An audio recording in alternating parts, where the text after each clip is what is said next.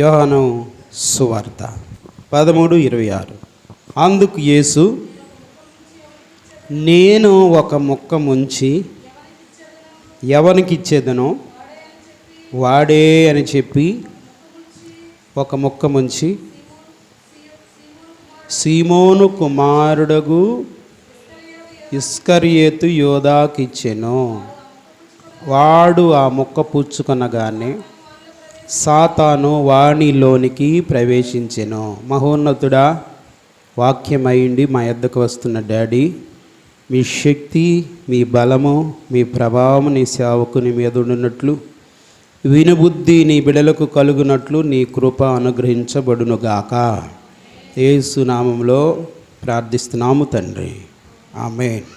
గట్టిగా చెప్దాం, దేవునికి స్తోత్ర. అబ్బా, ఎంత సంతోషంగా ఉందో. సరే, ఏది ఏమైనా మీతో కూడా సంతోషాన్ని కలిగి ఉండడానికి నాకు చాలా సంతోషం.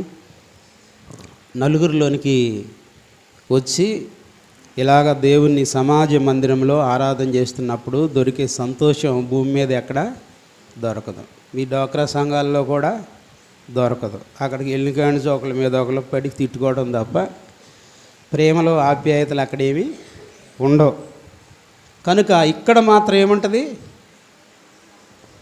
ఎన్నడూ ఎరగని అక్కలు, ఎప్పుడు చూడని చెల్లెళ్ళు వస్తారు.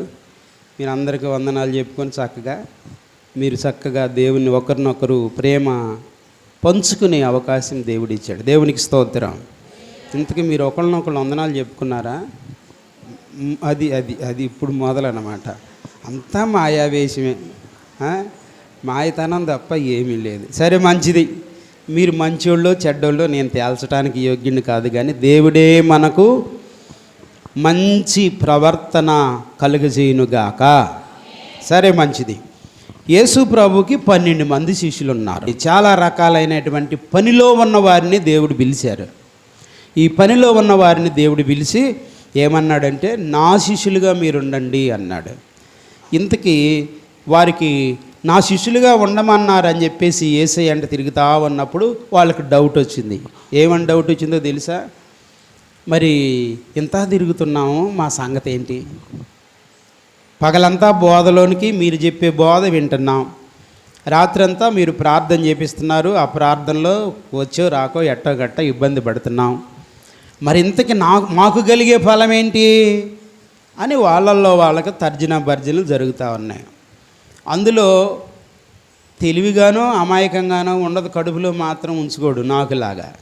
ఎవరైనా పేతురు అన్నయ్య ఏం చేశాడంటే, మరి ఇంత నిన్ను నెమ్మడిస్తున్నాం కదా, మరి మా సంగతి ఏంటి అని నేను అడుగుతా అని డేర్ చేసి యేసయ్య దగ్గరికి వెళ్ళి అడిగారు. యేసయ్య, మరి ఇంత నిన్ను నమ్మకంగా ఎమ్మడిస్తున్నాం, మరి మా సంగతి ఏంటి అంటే ఆయన అన్నాడు, నీకేం కావాలి కోరుకో అనలా, ఒకే ఒక మాట అన్నాడు.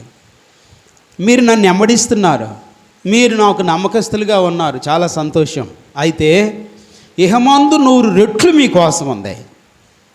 దేవునికి స్తోత్రం కలుగును గాక. ఇక ఈ లోకాన్ని ఇడిస్తే పరలోకమందు నిత్యజీవం ఉంది.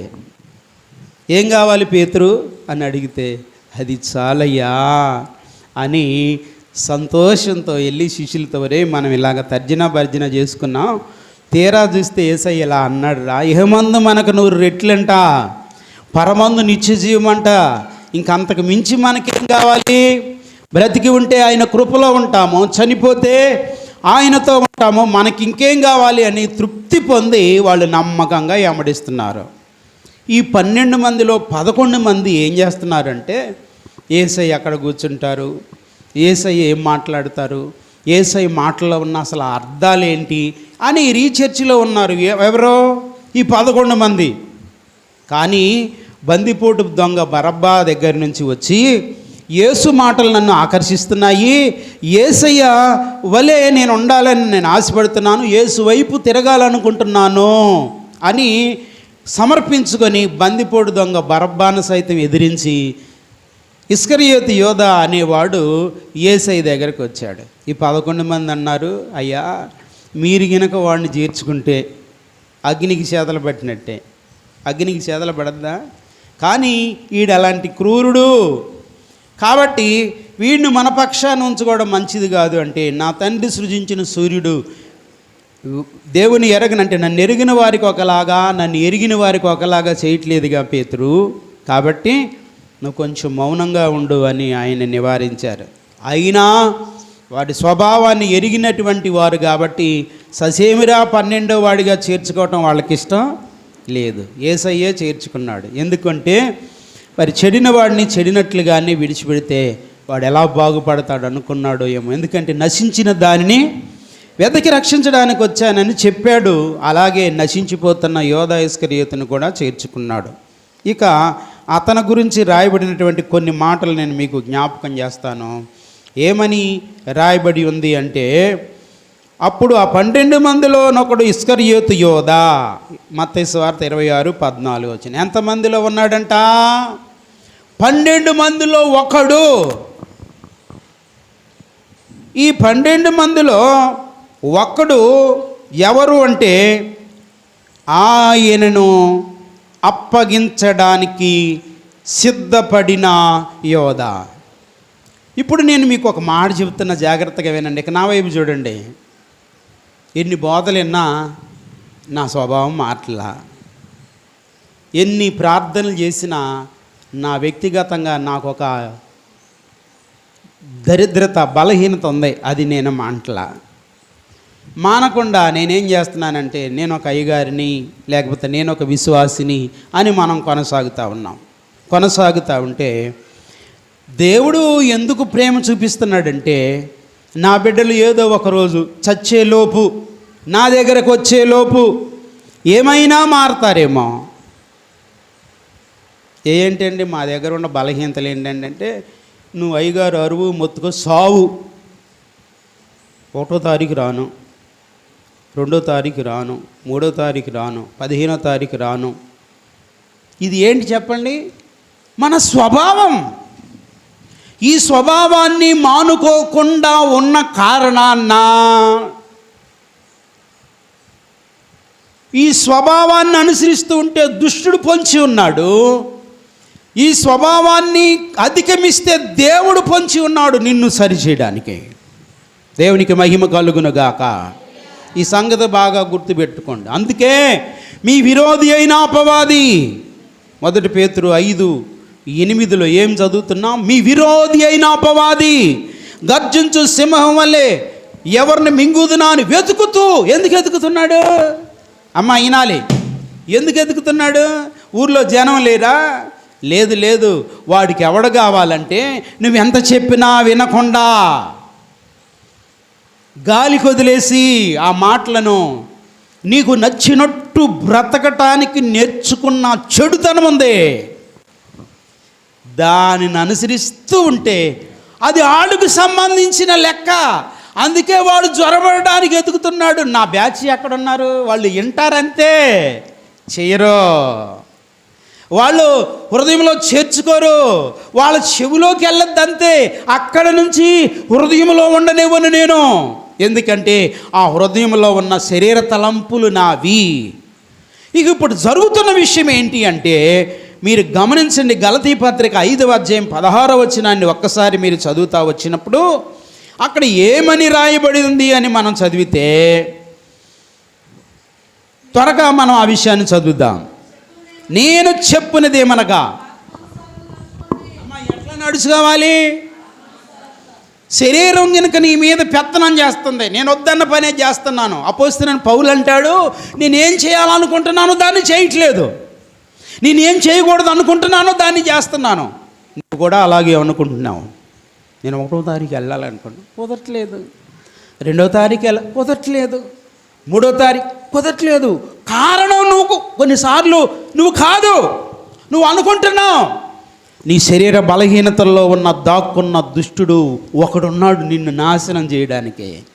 నువ్వు సరియైన క్రమంలో ప్రార్థన చేస్తే నీ ఇంట్లో దరిద్రత పోద్దని వాడికి తెలుసు. నువ్వు సరైన విధానంలో దేవునిని వెంబడిస్తూ ఉంటే దేవుని మహిమ నీలోనికి వచ్చి ప్రజ్వరిల్లి నువ్వు పరలోకానికి వెళ్ళిపోతావని వాడికి తెలుసు. అందుకే వాడు చేసే పని ఏంటి అంటే, వాడు దేవుని నమ్మకుండా నమ్మినా దేవుని సన్నిధికి వెళ్ళకుండా, వెళ్ళినా దేవుని మాటలు హృదయంలో ఎక్కకుండా, ఎక్కినా అది హృదయంలో నివాసం ఉండి శాశ్వత కాలము ఆశీర్వాదాలు.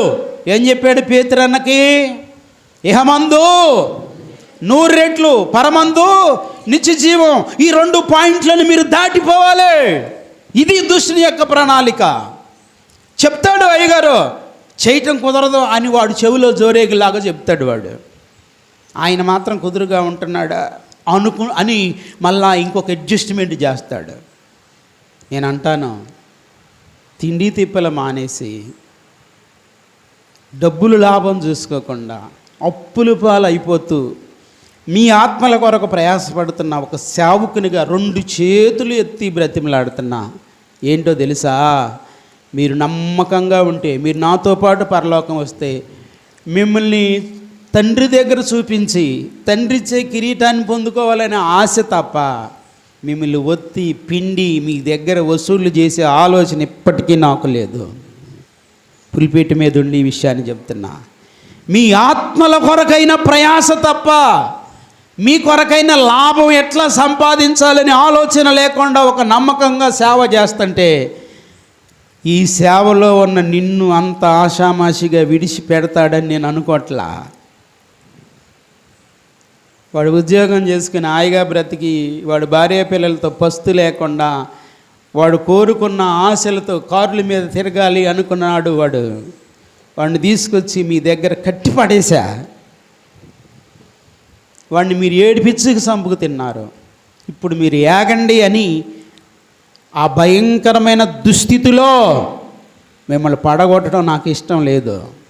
మళ్ళీ చెప్తున్నా, మీ ఆత్మలను దేవునికి లెక్క అప్పగించవలసిన వాడి వల్లే పనిచేయాలనే ఆశ తప్ప ఏరొక ఆశ నాలో లేదు.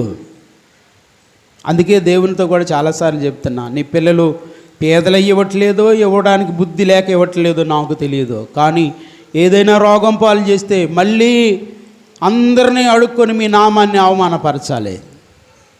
సావుకు సంబంధించిన ఏ రోగం మమ్మల్ని ఏలుబడి చేయనియొద్దు. ఒకవేళ ఏలుబడి చేసిందంటే మీరు మాత్రమే ఇవ్వగలిగింది, మీరు మాత్రమే చేయగలిగింది చెయ్యండి. నన్ను చంపుతావా లేక తొక్కుతావా, నారలాగుతావా, అది నీ చేతిలోనే నేను పడతాను. దేవునికి మహిమ కలుగును గాక.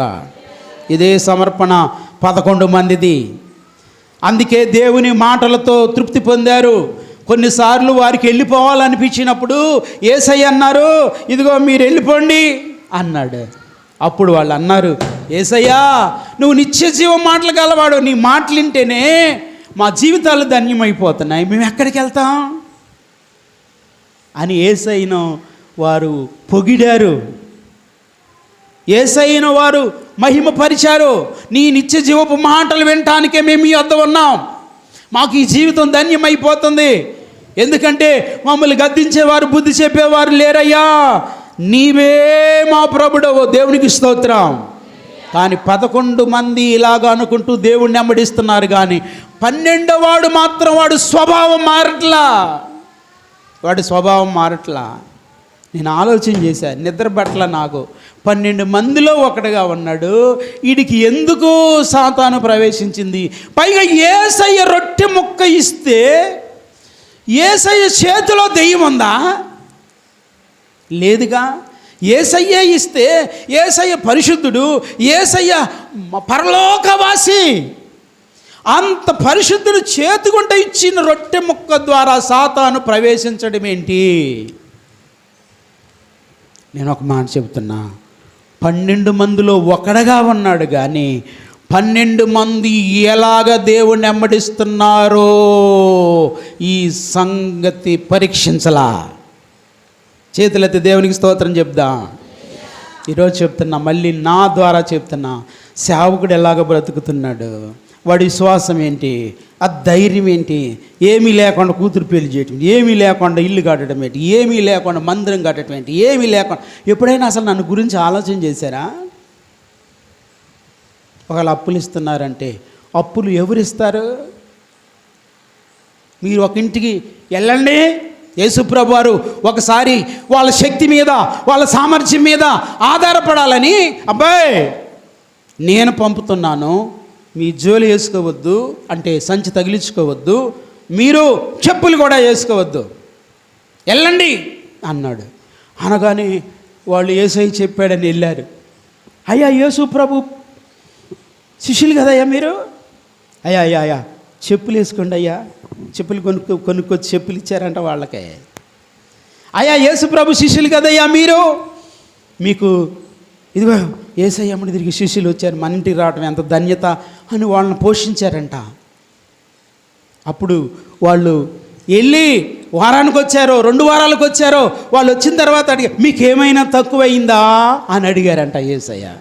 అయ్యా నీ నామం పేరు మేము వెళ్ళాము, మాకేం తక్కువ కాలేదయ్యా, తినటానికి తిండి ఇచ్చారు, పెట్టి పోషించారు, వస్త్రాలు కావాలంటే ఇచ్చారు, ఇదిగో మాకు చెప్పులు కావాలి, మాకు అన్ని సమస్తము సమకూర్చారయ్యా నీ పక్షాన, నీ నామం పేర, దేవునికి స్తోత్రం. అప్పుడు అన్నాడంట, ఇప్పుడు వేసుకోండి చెప్పులు, ఇప్పుడు వేసుకోండి జోలి, ఇప్పుడు వెళ్ళండి. ఎందుకంటే ముందు ఏమీ లేనప్పుడు అన్నీ కలిగిన వారిగా మీరు ఉన్నారు, ఈరోజు కలిగి ఉన్నప్పుడు మీరు వెళ్ళండి, నేను మిమ్మల్ని పంపుతున్నాను. చేతులెత్తి దేవునికి స్తోత్రం చెప్దాం. ఈ అనుభవాల్లో 11 మంది వెళ్తూ ఉంటే 12వ వాడు కళ ఏంటో తెలుసా? ఈ బోధకుణ్ణి ఎప్పుడు అమ్ముకుందాం, ఎంత రేటు ఇచ్చేవాళ్ళు దొరుకుతారు, ఈ బోధకుల్ని అమ్మేసుకుంటే నేను ధనవంతుని అవ్వాలి. నేను అంటాను, దేవుళ్ళు లేని ధనం ఎందుకు? డబ్బు మీద ఆశపడి చాలా పనులు మనం చేస్తాం, డబ్బు మీద ఆశపడి చాలా పనులు చేస్తాం, కానీ ఆ డబ్బే మనకి జబ్బు అయితే మనం ఎంత బాధపడాల్సి వస్తుందో. 2 విషయం చాలా త్వరగా గుర్తు చేస్తాను. చూడండి, మార్కు సువార్తలో 10వ అధ్యాయం అనుకుంటాను, అక్కడ ఒక యవనస్తుడు పరలోకం వెళ్ళాలంటే ఏం చేయాలనుకున్నాడంట. అమ్మా, పరలోకం వెళ్ళాలంటే ఏం చేయాలి బోధకుడా? 17వ వచనం, ఆయన బయలుదేరి మార్గమున పోచుండగా ఒకడు పరిగెత్తుకుని వచ్చి ఆయన ఎదుట మోకాళ్ళుని, సద్బోధకుడా, నిత్య జీవమునకు వారసున్నగుడు నేనేమి చేయుదును? ఆ తర్వాత 19, నరహత్య చేయవద్దు, వ్యభిచరించవద్దు, దొంగిలించవద్దు, అబద్ధ సాక్ష్యం పలకవద్దు, మోసపరచవద్దు, నీ తల్లిదండ్రులను సన్మానించమని ఆజ్ఞ నీకు తెలిసిన కదా అని చెప్పినప్పుడు ఆ యవనస్తుడు అన్నాడంట, బోధకుడా, బాల్యము నుండి నేను ఇవన్నీ చేస్తున్నా, ఎందుకంటే మా నాన్నలు ప్రతి ఆజ్ఞలు నాకు నేర్పారు. దేవునికి స్తోత్రం చెప్తా. మరి అయితే నీకు ఏంట్రా సమస్య ఏంటి? నాకు అదే అర్థం కావట్లేదు, నేను పరలోకం వెళ్తానో లేదో అని డౌట్ వచ్చింది అయ్యా నాకు అన్నాడంట. యేసయ్యకి ఏం తెలుసు? మనుషుని పై రూపమే కాదు, తలలోంచం మాకండి, నాకు డౌట్ వస్తుంది. మనుషుని పై రూపమే కాదు, హృదయాంతరంగాలు ఎరిగిన దేవుడు నా దేవుడు. దేవునికి స్తోత్రం. ఈ దేవుడిని నమ్మాక, ఈ దేవుని దగ్గర నువ్వు యథార్థంగా లేకపోతే ఇక నువ్వు ఎక్కడా బాగుపడవు. చెప్తున్నారా అనొద్దు, తెలివిగా శాపగ్రస్తులం అవుతాము అని భయం చెప్తున్నా మీకు.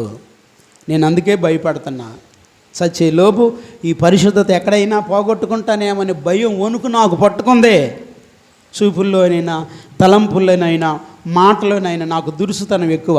ఎందుకంటే ఒక రౌడీగా బతికాను కాబట్టి ఆ పద్ధతులే ఉంటాయి నాకు ఎక్కువ. అందుకోసమే నా నోరు మాట్లాడకుండా ఉండడానికే ప్రయత్నం చేస్తాను నేను సాధ్యమైనంత వరకు. ఎందుకని? ఏమో నా చెడు గుణం ఎక్కడైనా ఒకవేళ, అంటే అయ్యగారికి చెడు గుణం ఉందంటే అయ్యగారు లేదు, ఎవడో లేడు, మనుషుడు అందరికీ చెడ్డోడే, ఎవడో మంచివాడు కాదు. ఇప్పుడు చెడుతనాన్ని ఆపివేసి దేవుని మంచితనాన్ని ప్రదర్శించబట్టి దేవుని సేవకుడని నువ్వు గౌరవిస్తున్నావు. లేకపోతే నీలాగా నన్ను ఎంతమంది తిడుతున్నారు, నా భార్యని, నా పిల్లల్ని, నన్ను కూడా అడ్డగోలుగు తిట్టిన దుర్మార్గులు ఉన్నారు. అయినా ఒరే దుర్మార్గుడు నన్ను ఎందుకు తిట్టావురా అని అడగట్లే. ఎందుకని? వాడు నోటి ప్రతిఫలము నా పక్షాన వాడు రేపు లెక్క అప్పగిస్తాడు. అందుకే ఆ పొగరమోతో నోట్లో నేరేసి నేను సేవా జీవితాన్ని ఎందుకు మానుకోవాలని ఒళ్ళు దగ్గర పెట్టుకొని బ్రతుకుతున్నా. దేవునికి మహిమ కలుగును గాక. అందుకే ఈరోజు చెప్తున్నా, 11 మంది అనుసరించే జీవితం వేరు, 12వ వాడైన యోధా ఇస్కరియోతు యొక్క అనుభవం వేరు. ఏంటి అంటే వీరు శరీర చెడుతనాన్ని మానుకోకుండా దేవుణ్ణి వెంబడిస్తున్నాడు. శరీర చెడుతనాన్ని విడిచిపెట్టకుండా, విరిగి నలిగిన హృదయం లేకుండా, దేవుని మాటలు లక్ష్య పెట్టకుండా, దేవుని ప్రార్థనా జీవితం లక్ష్య పెట్టకుండా, దేవుని మాటలు హృదయంలో దాచుకొని ఆ మాటలు నిత్య జీవం కలిగిన మాటలు చచ్చిపోయే లోపు ఈ మాటల్లోనే నేను చావాలి అనే తీర్మానం లేకుండా బ్రతుకుతూ ఉన్నాడు. ఈరోజు చెప్తున్నా, మీతో కూడా చాలా కఠినంగా మాట్లాడుతున్నా. నేను ఈ మాటలను బట్టి మాత్రమే సాధు చేయబడుతున్నా. తొందరపడి నేను అనే మాటలు చాలా ఉంటాయి, తొందరపడి నేను మాట్లాడే మాటలు చాలా ఉంటాయి. కానీ నేను ఒక్క మాట చెప్తున్నా, అయ్యా ఈ తొందరపాట్లు నా శరీర చెడుతనము దాగి ఉంది, నన్ను సరిచేయి, నన్ను బాగుపరచు అని మీకు తెలియకుండా నా దేవునికి నాకు తెలిసిన మరుక్షణం దేవునితో రాజీ పడుతూ బ్రతుకుతున్న ఈ జీవితం. 12వ వ్యక్తికి రాజీ లేదు, సరి చేసుకునే మనసు లేదు, సమాధానం లేదు. ఎంతవరకు డబ్బు మీద పిచ్చి ఈ యవనస్తుని కూడా అడుగుతూ ఉన్నాడు. దేవుడు ఎదురుగా వచ్చి, ఏంట్రా నీకు లోటు? హృదయంలోనికి చూశాడంట, అంతరంగంలోనికి చూశాడంట. అందరూ గుండేమో లబ్ డబ్ అని కొట్టుకుంటూ, ఈడి గుండె మాత్రం డబ్బు డబ్బు డబ్బు డబ్బు. అయితే నీకు ఒక అతిశయం ఉందిరా నాయన. ఏంటది? ఇది నా పితరుల నాటి యొక్క సంపాదన కాదు, నేను స్వయాన కష్టపడి చెమటోడ్చి సంపాదించింది, ఇది నా ఆస్తి, ఇది నేను పూర్తిగా అనుభవించాలి అనుకుంటున్నాడంట మనసులో. అది ఎరిగిన దేవుడు అన్నాడు, నీ ఆస్తి అంతా పేదలకు ఇచ్చేసి, అమ్మ ఎవరికిచ్చి, నువ్వు నన్ను ఎమ్మడించు అన్నాడు. అంతే. ఆ తర్వాత వాడు ఎంత గొనిగాడో మీకు తెలుసా? 22వ వచనం, అతడు మిగిలిన ఆస్తి గలవాడు గనక ఆ మాటకు ముఖం చిన్నబుచ్చుకున్నాడంట, దుఃఖపడుతూ వెళ్ళిపోయాడంట. పరలోకం గురించిన ఆలోచన దేని మీద ఉంది? మనసు దేని మీద ఉంది? డబ్బు మీద. సగం మంది జబ్బది, సగం మంది జబ్బది. క్షమించండి నన్ను, డబ్బు లేకుండా, డబ్బు లేనివాడు డబ్బుకు కొరగాడు అనే మాట నిజమే. కానీ దానిని ఆశించినప్పుడు మనకొచ్చే జబ్బు వెనక, డబ్బు వెనక ఉన్న విశ్వాసం పోతుంది. తిమోతి పత్రికలో 6వ అధ్యాయంలో 10వ వచనం చదువుదామా? ఎందుకనగా ధనాపేక్ష సమస్తమైన కీడులకు మూలం, అందరూ దానిని ఆశించి విశ్వాసము నుండి తొలగిపోయారు. ఇంకెందుకు బతకాలి? విశ్వాస పేరెందుకు? గుడికి రావటం ఎందుకు? గుండెల్లో యేసయ్య ఉన్నాడని చెప్పడం ఎందుకు? దేవుణ్ణి మోసం చేయటం ఎందుకు? యోధా ఇస్కరియోతు అన్న డబ్బు మీద మనసు పెట్టేగా ఇంత జబ్బు తెచ్చుకున్నాడు. రూపాయి లేకపోతే బ్రతకమని అనుకుంటున్నావు, కానీ రూపాయి ఇచ్చే దేవుడు నాలో ఉన్నాడా లేడా అని ఎప్పుడైనా ఆలోచన చేసావా? నా యేసయ్య లేని డబ్బు నాకెందుకు? దుష్టత్వాన్ని విడిచిపెట్టి ప్రభువుని వెంబడించబట్టే మీకు ఒక అయ్యగారు అయిపోయాడు. నేను ఒక మాట చెప్తున్నా, నన్ను నేను కాపాడుకోవాలి, మిమ్మల్ని కాపాడాలి. దేవునికి మహిమ కలుగునుగాక. అయితే ఈరోజు చెప్తున్నా, యోధా ఇస్కరియోతు మనసు డబ్బు మీద పడిపోయింది, విశ్వాసం సంగతి ఆలోచన లేదు. 11 మందికి విశ్వాసం ద్వారా జీవించడం అలవాటు అయిపోయింది. దేవునికి స్తోత్రం కలుగునుగాక. అందుకే కొందరు దీన్ని ఆశించి ఏమైపోయారు? అపోస్తలుడైన పౌలు తిమోతి చెప్తున్నాడు, ఓ తిమోతి, యవనస్తుడైన తిమోతి, డబ్బు అవసరమే, కానీ దేవుడు లేని డబ్బు కాదయ్యా. దేవుడు ఆశీర్వదించిన డబ్బులు నీ దగ్గర ఉండాలి. అందుకొరకు నువ్వు డబ్బు మీద మనసు పెట్టి నువ్వు సేవ చేయొద్దు. ఏం చేయాలి? అది సమస్త కీళ్ళకు మూలము. విశ్వాసం నుండి తొలగిపోయారు. నానా బాధలు తామే పొడుచుకున్నారంట డబ్బులు ఆశించిన వాళ్ళు.